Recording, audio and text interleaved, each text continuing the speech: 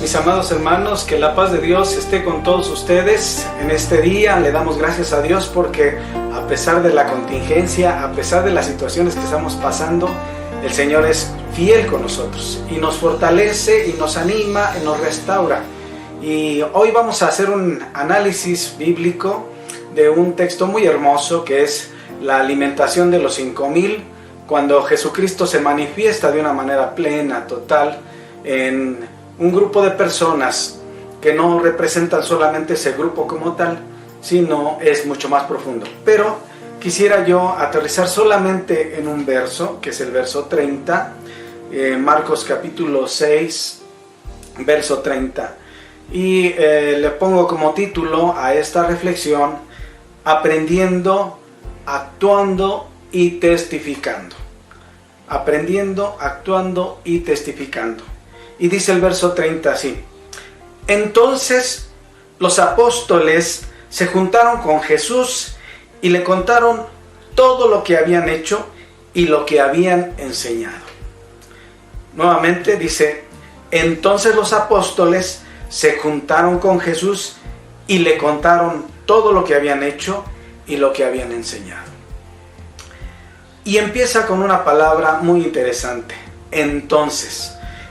Cuando hablamos teológicamente, tenemos que darnos cuenta que la palabra como tal no solamente significa eso que se escribe, sino va más allá, es mucho más profundo. Y entonces marca una entrada intensa, es algo fuerte que está por pasar. Es como decir: todos guarden silencio, pongan todos atención, porque viene algo muy importante, porque viene algo trascendente, algo que va a marcar este momento, un hito. Y entonces todo se guarda silencio y se pone atención. Y dice: entonces los apóstoles, fíjense, los apóstoles, del verso 7 al verso 13 de este mismo capítulo 6, Jesús escoge a los 12 y no les dice ni discípulos ni apóstoles, pero escoge. Él ha tomado una decisión de escoger. Anteriormente, los que tomaban esa decisión eran los discípulos como tal. Ellos escogían a su maestro. Jesucristo hace un giro tremendo y Él toma la decisión de escoger a los 12. Esos 12 que en el número 12 representa la iglesia en su totalidad. Las 12 tribus de Israel, los 12 discípulos, las 12 puertas en la Nueva Jerusalén, en la Ciudad Santa, representan toda la comunidad de fe, toda la iglesia en su totalidad. Y ahí les da instrucciones. Es cuando los envía de 2 en 2. Y ya después hablamos del número 2. Pero la palabra apóstol es una palabra, o apóstolos o apostelo. Apo en el griego significa aparte, fuera, lejos. Y stelo significa yo envío o yo pongo. ¿Qué es lo que nos está diciendo esta palabra? Que Jesús dice: yo envío aparte. Yo te estoy enviando aparte, yo te estoy enviando por separado. Eres alguien escogido. Y podríamos decir que también va la palabra santo, ¿verdad? Que es apartado.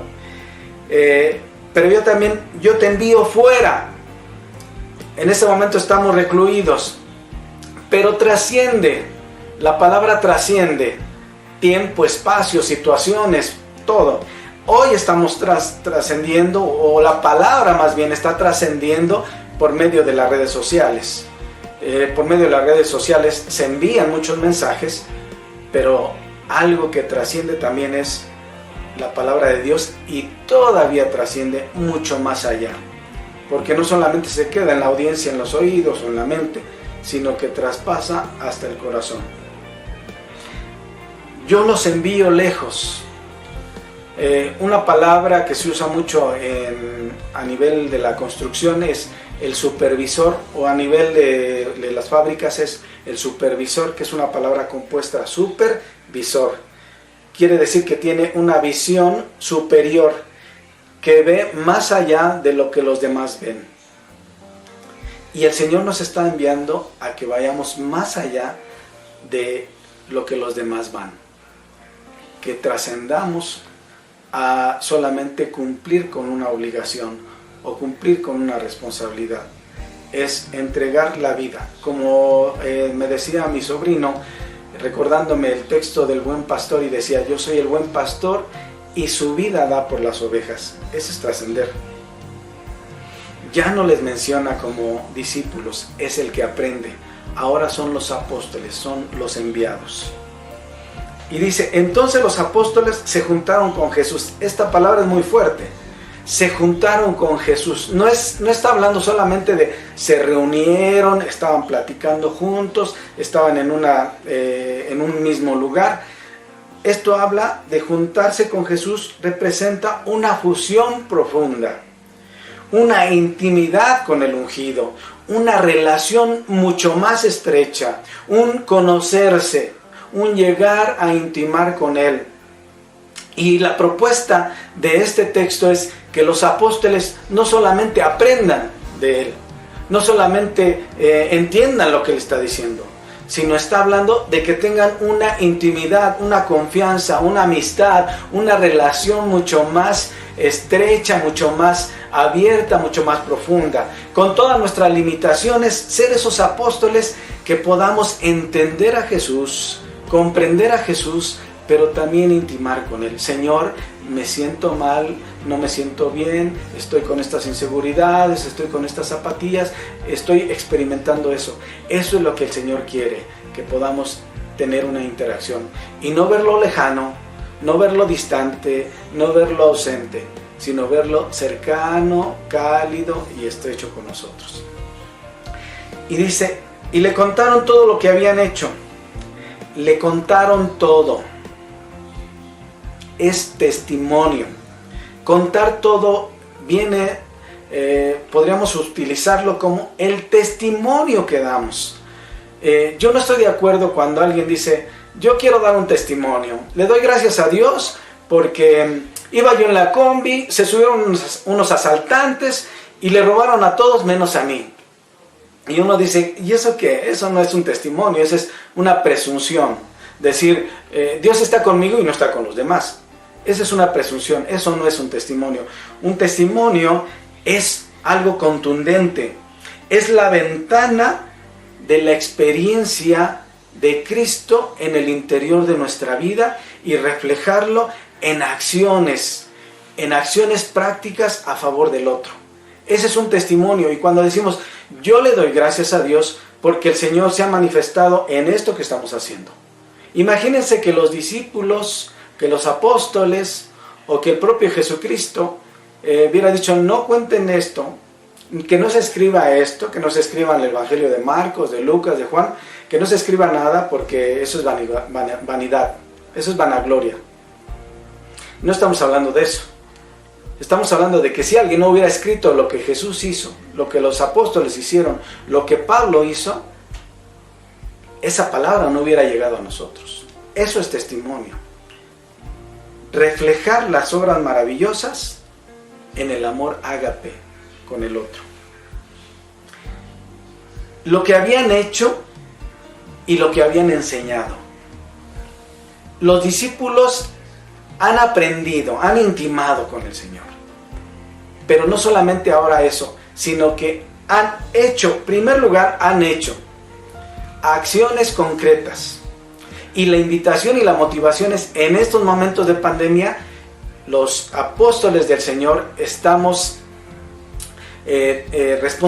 responsabilizados en hacer actos, en practicar la vida cristiana, en la praxis continua, en reflejar en acciones concretas el amor de Dios. No podemos predicarlo desde el púlpito y llegar y encerrarnos en nuestras casas. Bueno, cuando lo podíamos hacer. Y ahora que termine la pandemia, ¿qué vamos a hacer? Tenemos que reflejarlo en acciones concretas.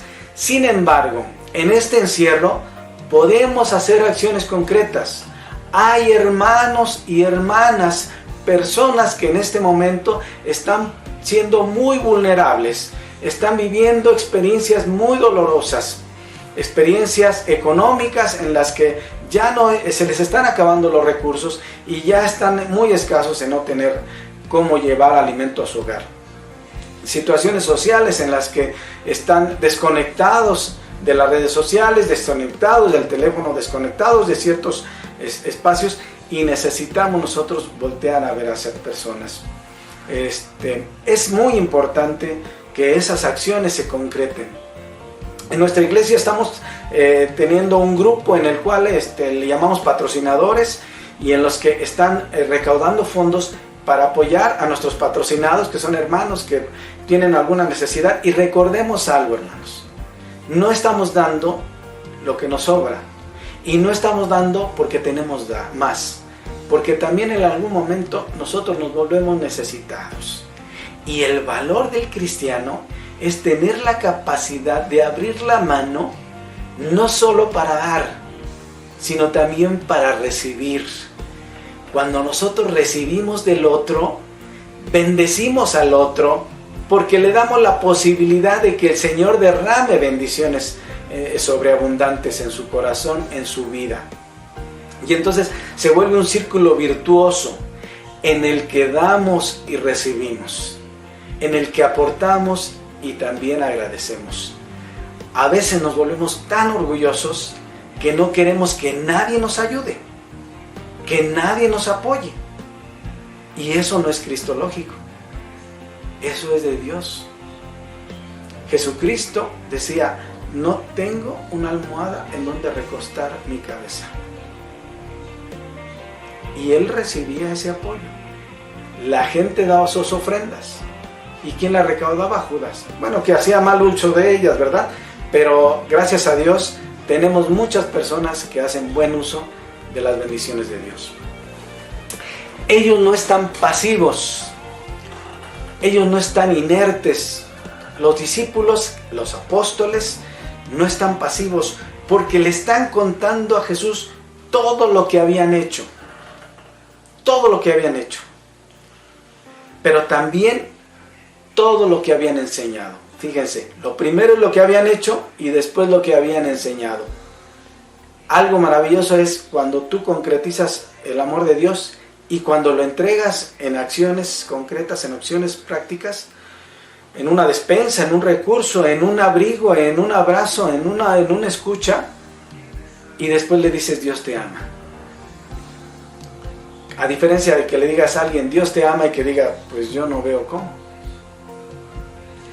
El reflejo más maravilloso de Dios en una persona es en las acciones y en la palabra. No solamente es orar. Hay una oración que he cambiado en los alimentos, y le digo: bendices tus alimentos y permíteme compartirlos con el huérfano, la viuda y el desamparado. A diferencia que digas: bendices tus alimentos y dáselos al huérfano, la viuda y el desamparado. Tú sabrás cómo, y ese es tu problema. Sí, Él sabe cómo. Él sabe cómo. Él sabe cómo. Con tus actos de amor reflejas el amor de Dios. Entonces los apóstoles se juntaron con Jesús y le contaron todo lo que habían hecho y todo lo que habían enseñado. Y después Jesús los lleva a un lugar desierto para que descansen, porque era mucha la gente que venía. Hablando de esos 5,000, nos damos cuenta que esos llegaron por las acciones y las palabras de los apóstoles. Hoy, en estos momentos, en estos tiempos, el reflejo del cristiano tiene que ser contundente. Y entonces, como empieza esa palabra, viene algo maravilloso, increíble. Que así sea.